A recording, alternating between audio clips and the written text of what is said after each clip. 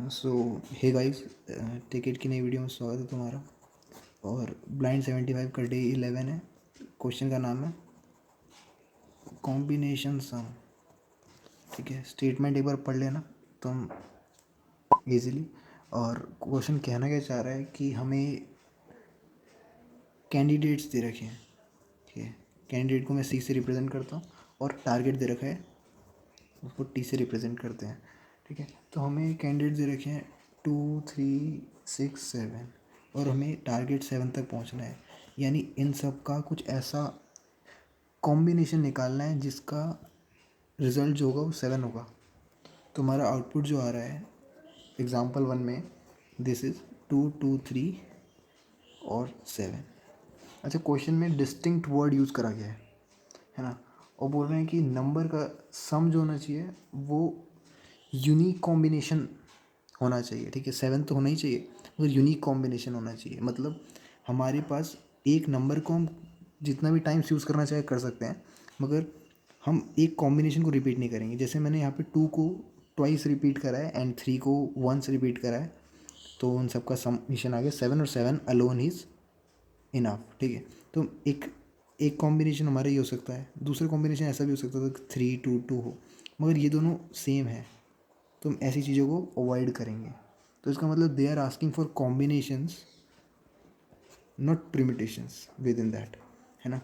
इसके जो कॉम्बिनेशन हमें मिला है उसके अंदर तुम्हें आगे पीछे करके सेम रखना, दिस इज़ नॉट अलाउड।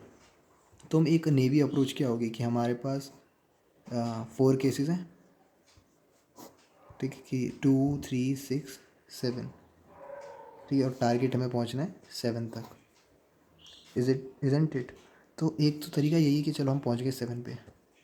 दूसरा है कि चलो 6, 2, 6, 3 कॉम्बिनेशन बना रहा हूँ, 6, 6 और 6, 7। राइट, अब यहाँ देखो 6 में 2 जुड़ा 8 होता है, 7 से भी ऊपर चला गया, तो ऐसे केसेस को रिजेक्ट कर देंगे हम। ना टॉकिंग अबाउट 2, तो इसके केसेस कैसे बनेंगे? 2, 2, 2, 3, 2, 6, 2, 7। Now these cases are also rejected, बचे ये केसेस। ठीक है, 3 का भी ऐसे ही होगा। ठीक है, मगर मैं आपको भी इस नेवी अप्रोच में एक फ्लॉ दिखाता हूँ। अब देखो 2, 2 में जब तुम करोगे तो यहाँ पे एक आएगा 2, 2, 3, while in this also you will get 2, 3, 2। तो ये दोनों आंसर आर करेक्ट। सो हमें क्या मिल गए? सेम कॉम्बिनेशन मिल गए। This answer was also correct. तो यहाँ पे गड़बड़ हो जाती है। ठीक है, इससे बचने का कोई तरीका है क्या? कोई इससे अच्छा तरीका है? तो हाँ है, कि ऐसा करते हैं 2, 3, 6, 3, 6, 7 हमारे पास दे रखा है। ठीक है, टारगेट इज 7। हम ऐसा डिसीजन ट्री बनाते हैं जो कि रिकर्सिव हो। ध्यान से समझना, डिसीजन ट्री ऐसा जो रिकर्सिव हो, कि हम एक साइड तो हम स्टार्ट करते हैं 2 से और दूसरी साइड हम ऐसे ले लेते हैं जहाँ पे 2 आ ही नहीं सकता। Getting it? बताता हूँ कैसे। मान लो कि यहाँ पे 2 आ ही नहीं सकता, तो 2 में भी 2 ट्वाइस आ सकता है। ठीक, क्योंकि repetition is allowed but not combination repeat होना, ये अलाउड नहीं है। तो 2 बार 2 आ सकता है।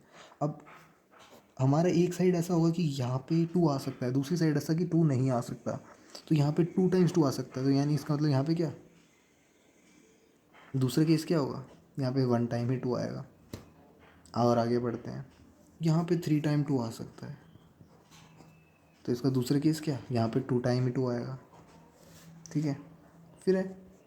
अच्छा देखो, इससे आगे हम बढ़ेंगे नहीं क्योंकि 8 हो रहा है, तो यहाँ तो रुक जाओ भैया। यहाँ बात करते हैं, यहाँ 2 बार 2 आएगा। एक में तो हमारे पास 2, 2, 3 आ सकता है। मैं सारे केसेस ले रहा हूँ, तुम देखोगे अभी कि सारे केसेस कवर होने वाले हैं। तो 2, 2 है, 2, 2, 3 आ गया। ठीक, दूसरा केस ऐसा जिसमें ऐसा कभी आ ही नहीं सकता। एक चीज़ तुम देखोगे, ये वाली लाइन जो है वो ऐसे ही डायगनली जाएगी। यहाँ भी देखो, ये हमारे पास 2 है, तो ये 2 का क्या बन सकता है? 2, 3 हो सकता है। और एक सेकेंड केस, 2 के आगे आ ही नहीं सकता। ठीक है, अब तुम्हें पता है आगे जाके यहाँ पे 6 और 7 होने वाले हैं, और 2 में 6 जुड़ा तो कितना होता है? 8 होता है, और 7 जुड़ा तो 9 होता है। तो 8 और 9 तो जो है वो केस के बाहर है।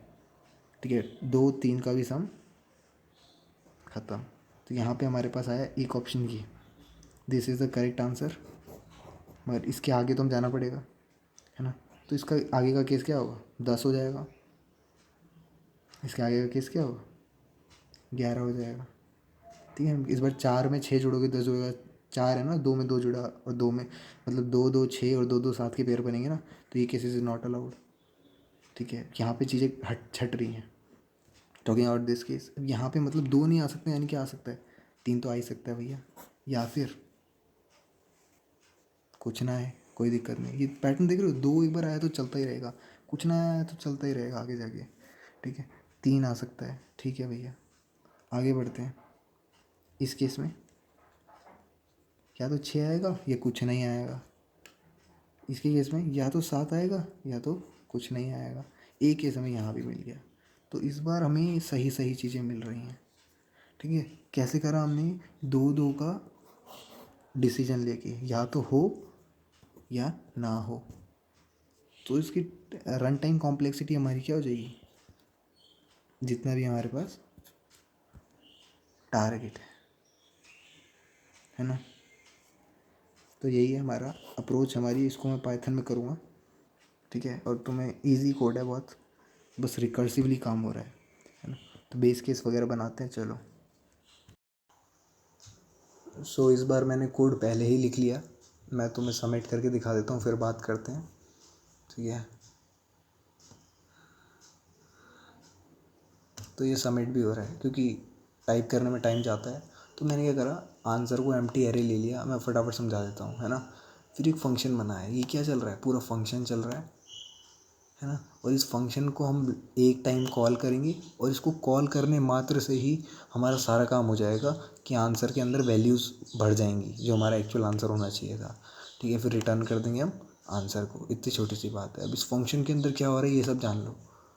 ठीक है, तो मैंने क्या करा, फर्स्ट ऑफ ऑल इस क्वेश्चन में थोड़ी मॉडिफिकेशन, कैंडिडेट को सी ले लिया, टारगेट को टी ले लिया, जस्ट टू लुक आसान, है ना।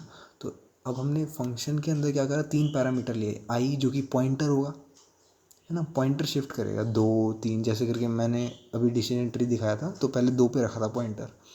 तो अगर टोटल हमारा टी के बराबर आ रहा है, यही तो सही बात है, यानी हमारा सम जो है वो टारगेट के बराबर आ रहा है, ये 7 के लिए ठीक रहेगा, है ना। वो जो आखिर में 7 आया था, तो आंसर को क्या कर दो, अपेंड कर दो करंट के कॉपी में। अब कॉपी क्यों बनाया भाई, देखो करंट को हम अपडेट करने वाले हैं नीचे जाके, अभी दिखाऊंगा कैसे।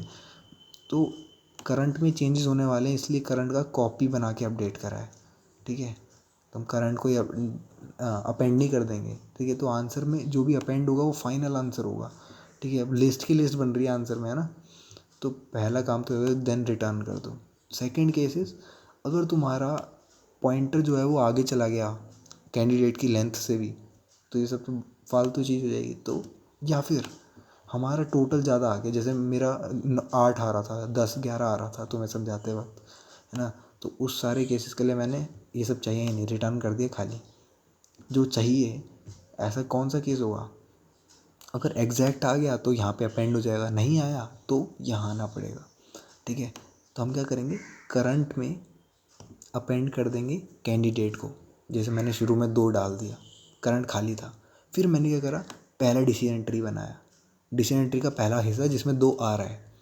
ठीक है, और सेकंड हिस्सा जिसमें पॉप कर दिया, यानी जो 2 था ना पहले उसको भी गायब कर दिया। फिर हमने दूसरा चलाया। अब समझ में आ रहा है कि ये डिसीजन ट्री ऐसे चल रहा है। अब उसमें क्या करा मैंने कि जैसे तुम्हें अभी फिगर में दिमाग में रखना, जो मैंने अभी अभी अभी समझाई है ना तुम्हें, कि एक में क्या आ रहा था, मैं कैसे करके बताऊँ तुम्हें, रुको। एक में ये था, 2 था, एक में खाली था, नीचे गए तो हमारा क्या हुआ था, यहाँ 2,2 था, फिर यहाँ पे सिर्फ 2 था। यहाँ खाली के लिए हमने क्या करा था, 3 रखा था, उसके बाद आगे खाली रखा था। ऐसा कुछ फिगर बनाया था ना तुम्हें समझाते वक्त। तो ये जो 2 वाला हिस्सा है, यानी अब हमारा आगे जो भी सामान आने वाला है उसमें 2 तो जुड़ेगा ही जुड़ेगा, है ना। तो वही करा मैंने।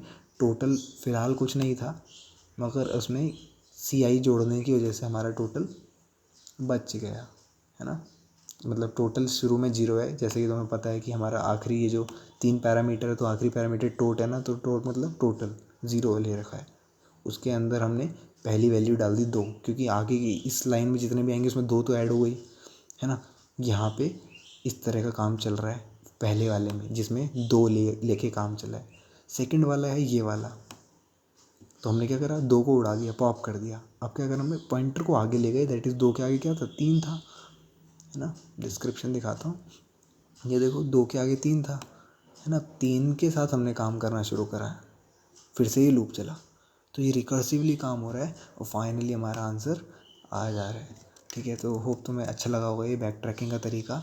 और तुम्हारे पास, तुम्हें क्या समझ नहीं आया है, कौन सी लाइन, बता देना। मेरे को नहीं लगता कि दिक्कत हुई होगी, एक बार रीवॉच करना वीडियो को। ठीक है, तो बस इतना ही रखते हैं। Combination some medium type question था, मगर एक्सप्लेनेशन थोड़ी लंबी हो गई, कोई बात नहीं, समझना ज़रूरी है। बाय।